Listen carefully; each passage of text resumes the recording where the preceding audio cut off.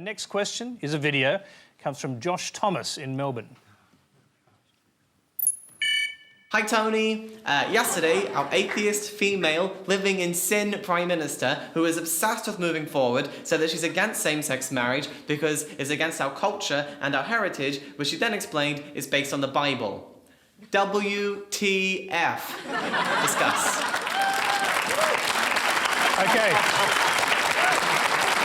Now, for anyone who doesn't know Josh, he's a bit of a celebrity himself on another network. And for those of the audience who don't know what WTF means, it translates as what the, and you'll have to fill in the F word for yourselves. But let's go to Christine Milne first.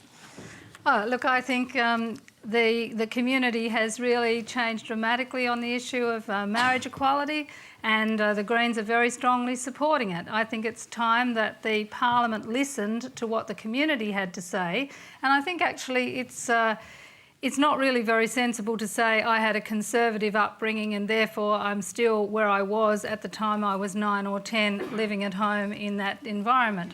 I think there is a time when, as an adult, you can review the values that you hold, and I am especially committed to making sure we get rid of discrimination in Australia, and I look forward to the day when we have marriage equality in this country. So, does this sort of statement by Julia Gillard make it a little more difficult for you to be in bed with her, if I can put it that way?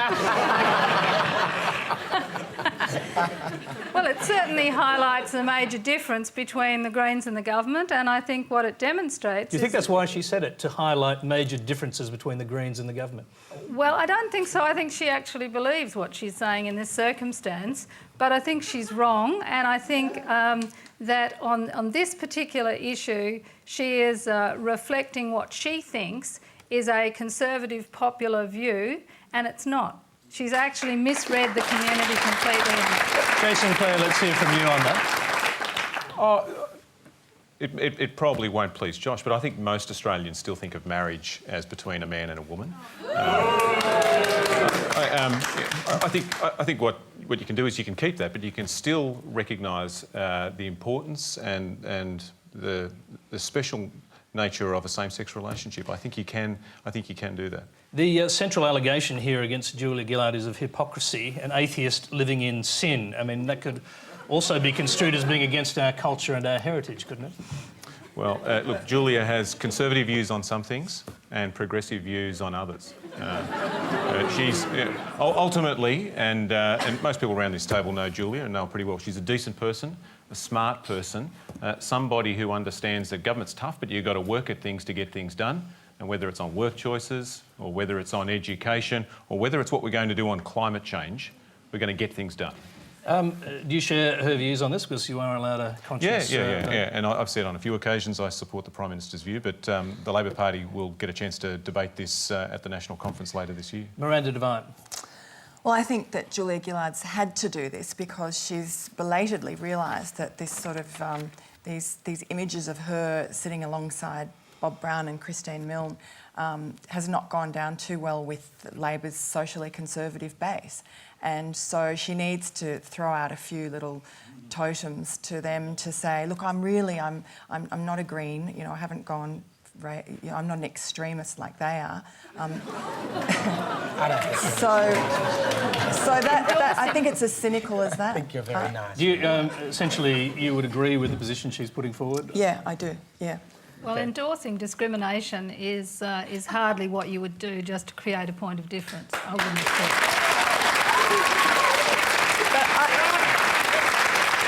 Let's hear Lachlan Harris on this. Once again, another thorny issue for the Labor Party, an interesting one because there will be a conference debate on this issue and people will be, hopefully, I believe, allowed to vote on their conscience. And I certainly hope that happens because my view is the Labor times have moved past the Labor Party on this one. I think that's just the reality. I think religious organisations have the luxury of being able to say tradition, you know, and they have the right to say that people can get married under these circumstances in our church, but in the end, you know, I just kept on thinking over and over again, I can't see how any way we can do this and not be discriminatory, and that's we just can't get around that.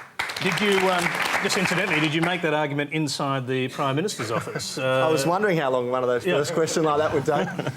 Look, there's a robust debate in the Labor Party on this issue, and I think there's probably a robust debate in most parties, you know what I mean, if you scratch the surface enough. And I think those debates have to be had. I'm no longer part of that show, so I'm not going to rake over the lost coals or the old coals of that one. Let's hear from Christopher Pyne. Is there an active debate in the Liberal Party about this?